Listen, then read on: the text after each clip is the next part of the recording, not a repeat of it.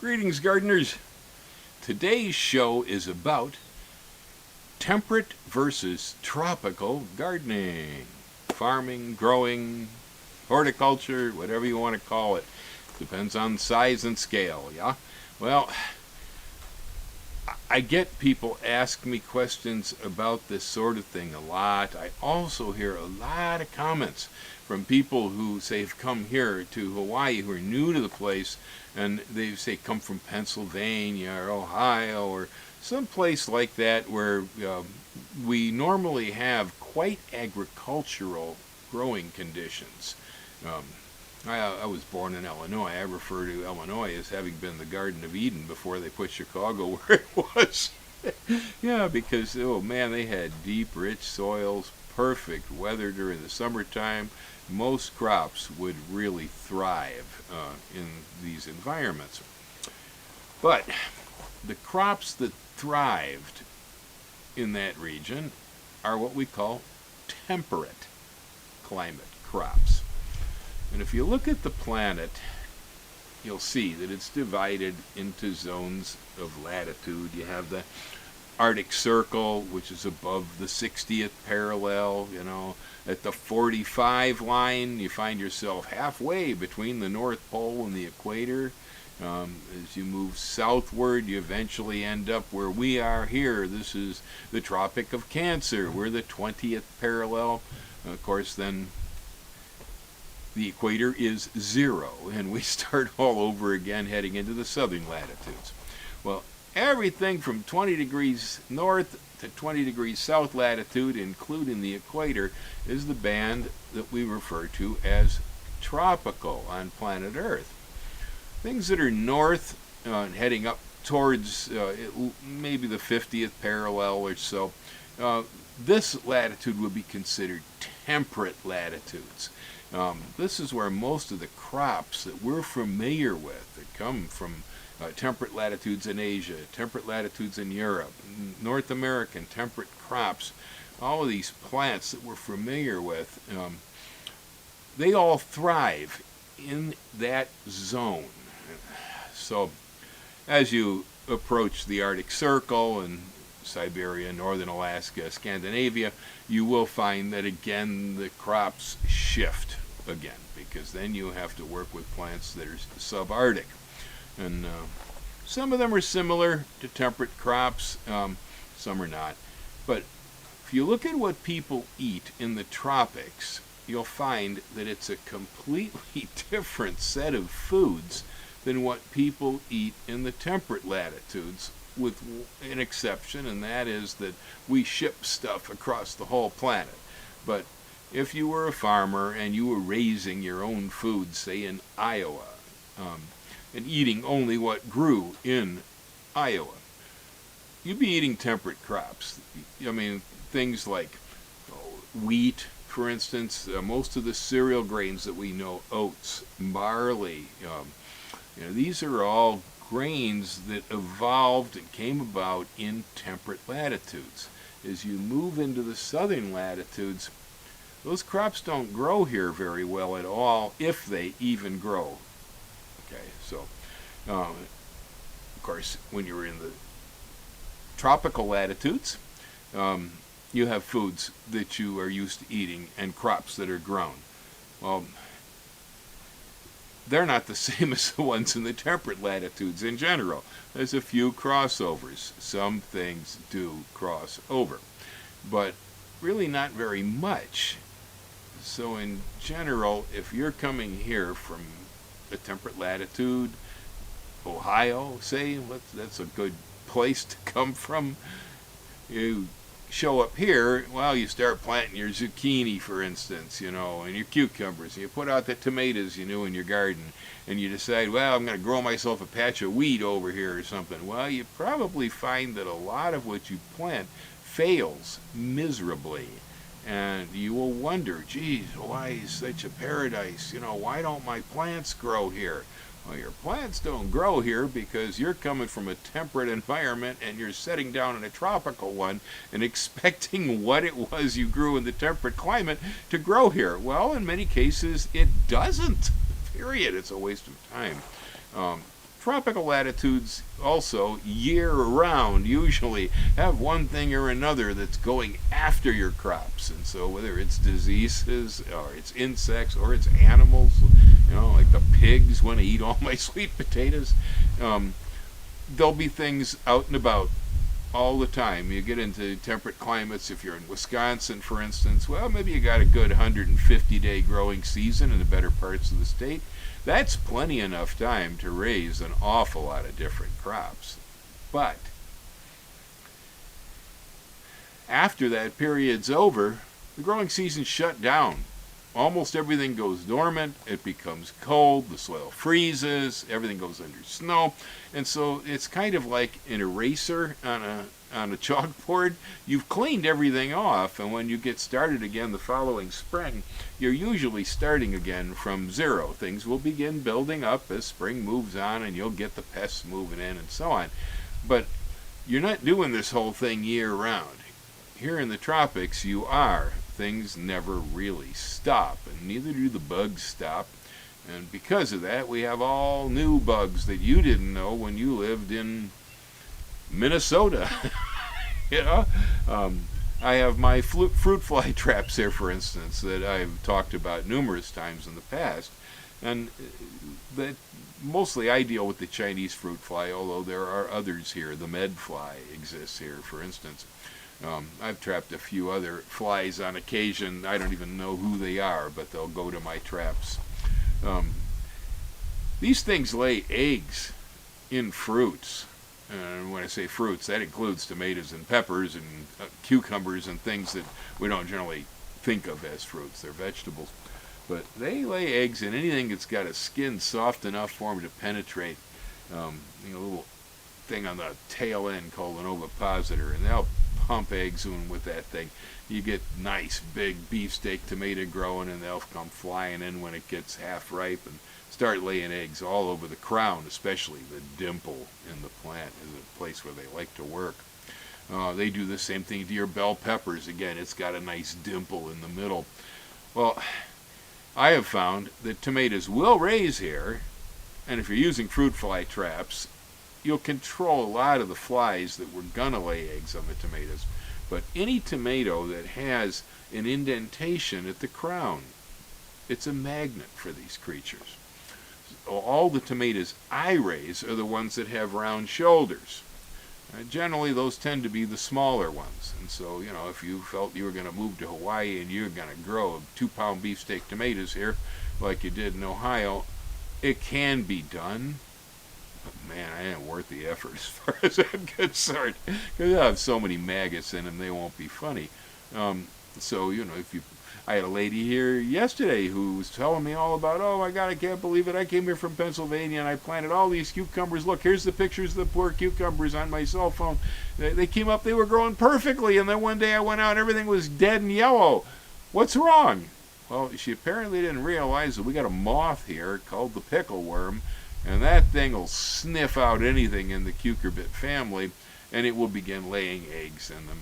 And when the eggs hatch, little caterpillars or worms hatch out and start eating their way all the way through your vines. They'll eat up your zucchini right through the stems, kill the plant. They'll eat up the fruit on the zucchini, bore right through them, so they're totally worthless. They'll eat the flowers off the zucchini. They eat regular mainland-style squashes, okay? They just kill the vines. You have 12-foot vines spread out across the garden, and if that moth lays eggs in towards the crown, they're going to kill 12-foot of vine going out, because the worms would just bore right through the vine at the base and kill everything. Watermelons, same thing. They just love these crops. Well, it's not to say you can't grow those crops here. You can. But you're not going to probably do them the same way you did it when you lived in Ohio.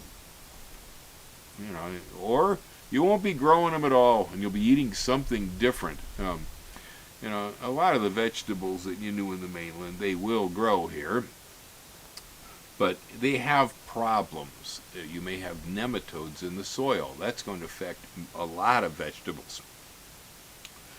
You probably have fungus diseases in the air in the tropics, bean rust. I can grow green beans here, But I used to favor growing pole beans in the mainland, the tall vining types. Well, here they take too long to come into production, the vining types do. And so I've found that if I grow bush beans, which I usually don't like because I have to bend over and pick them, but the bush beans are much faster to produce a crop than a pole bean is, sometimes half the time. Well, the shorter period of time it takes to produce that crop, the less likely the crop is going to get attacked by pests or diseases. In the case of beans, we definitely get a bean rust fungus here. I believe there's a couple of other possible bacterial infections the beans can get here.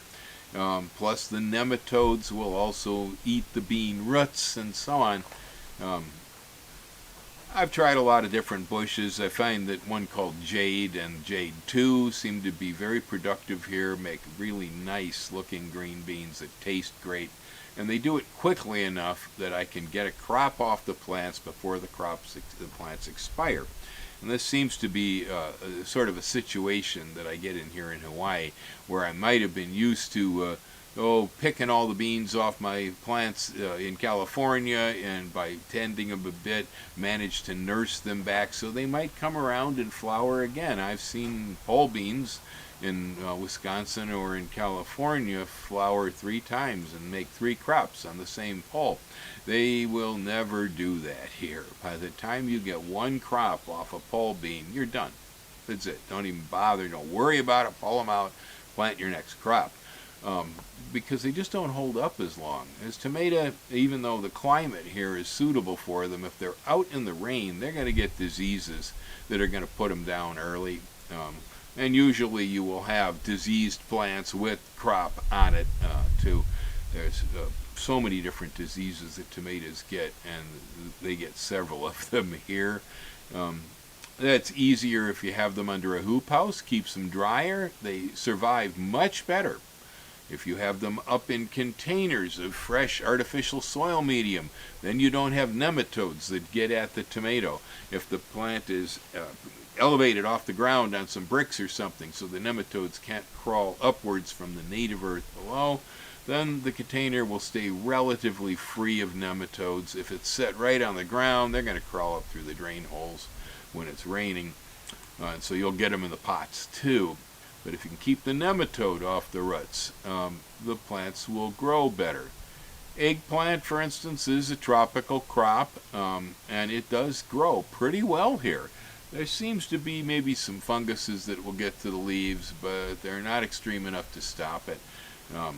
They will get nematode, and so they will go into decline eventually, but I can usually get about 8 months or more out of an eggplant here. They do fairly well, and so it varies. A lot of this has to do so much with variety.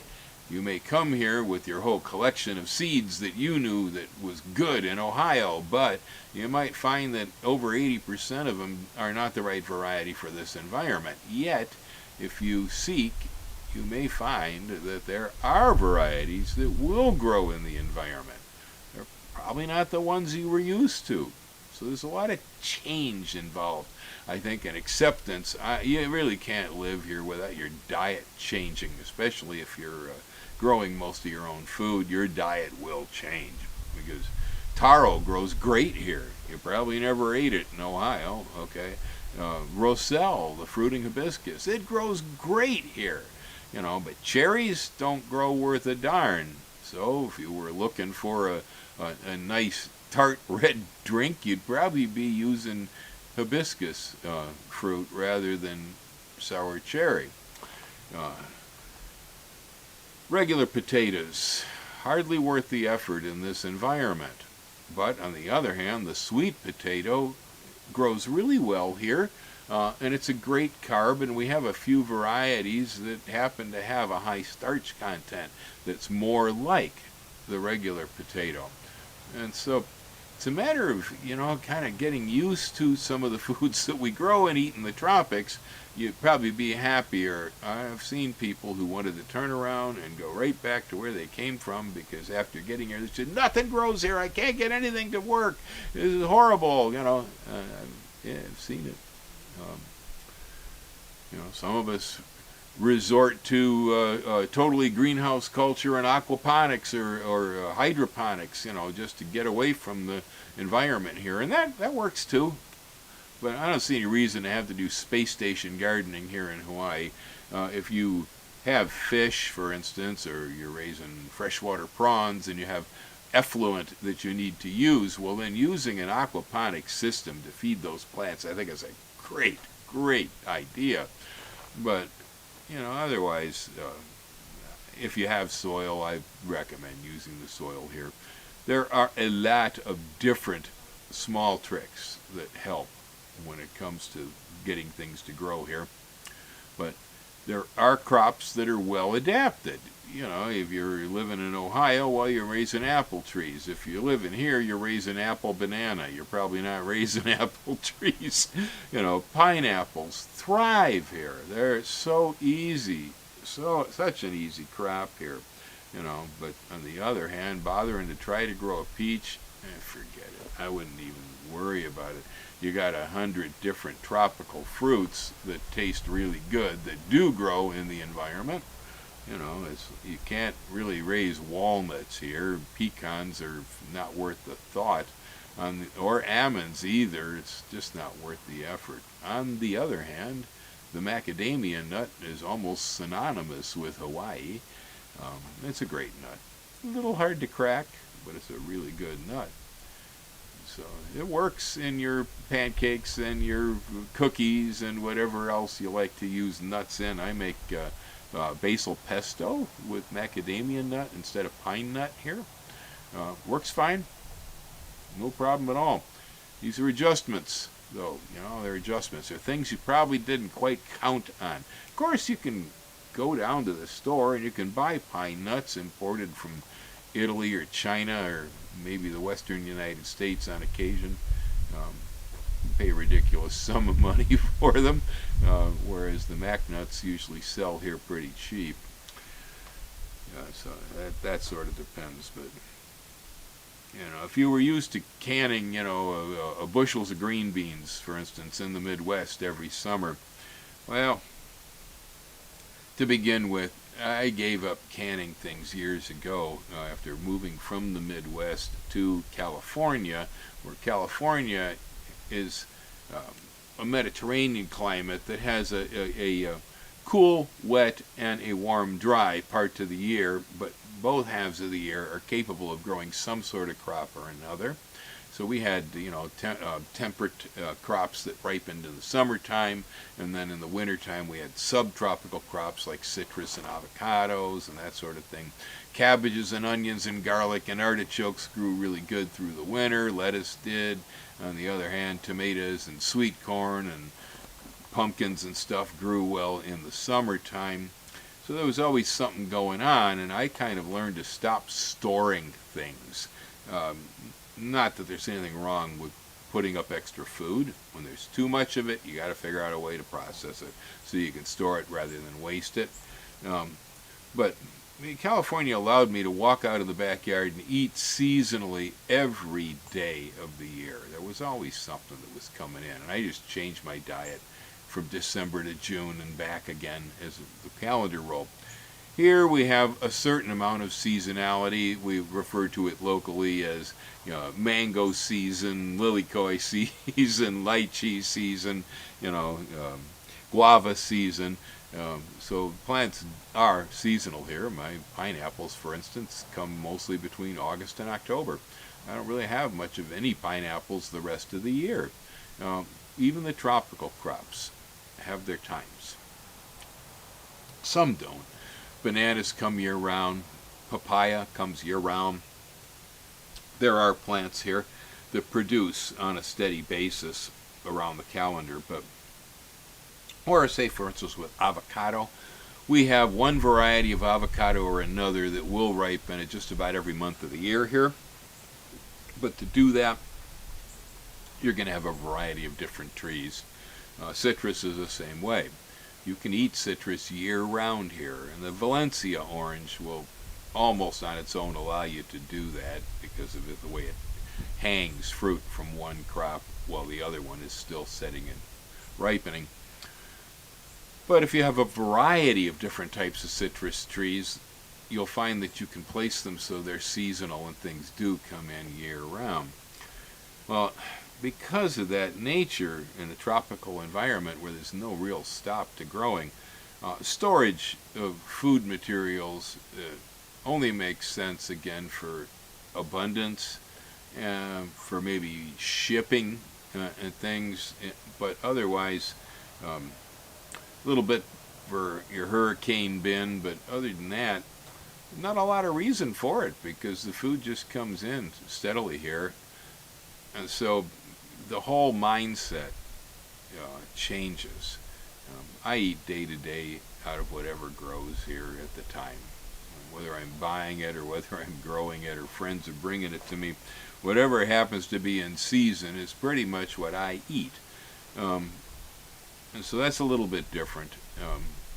I don't see the point in wasting a lot of space with processing food in canning jars. I'd rather eat fresh food. Now, when I have an abundance, like right now, I'm overwhelmed with peppers. Okay, so I am processing Chicago-style jardinera because it will store real well, and I'll ship it later for gifts. So, I do process food, but it's not for the same reasons that we do, say, in a temperate latitude, where we're going into winter and we need to have food that's stored. So the tropics are, again, different, just in the way you think about eating here. As lettuce has its problems, we can grow lettuce here. There's some good varieties for the area. With the rainfall we get and the mild temperatures, lettuce does grow quite well. We do have problems, though. If the slugs get into it, you could get rat lungworm, so you got to do different things that guard against slugs getting into your lettuce. On the other hand, I don't always get enough lettuce planted, and I've found that kale is not only more resistant to the slugs, but the kale on strong tasting foods like a hamburger or a taco, where I might have put lettuce, a lot of times I put kale these days. I can't tell the difference. Not when it's on a hamburger with ketchup and an onion on top. It don't matter whether it was kale or whether it was lettuce. So again, adjustments. Anyway, that's about most of what I got to say on that subject. I'm just kind of putting it out there for people to get an idea of the fact that what you grow as crops here is going to change if you move to Hawaii. Whether you're going to hang tightly to the crops you knew in temperate latitudes will depend really on how persistent you are and how much work you're willing to go to get them to work, because anything you grew in Ohio is probably some way or another you can grow it here in Hawaii. But it's going to be a lot of work and quite challenging.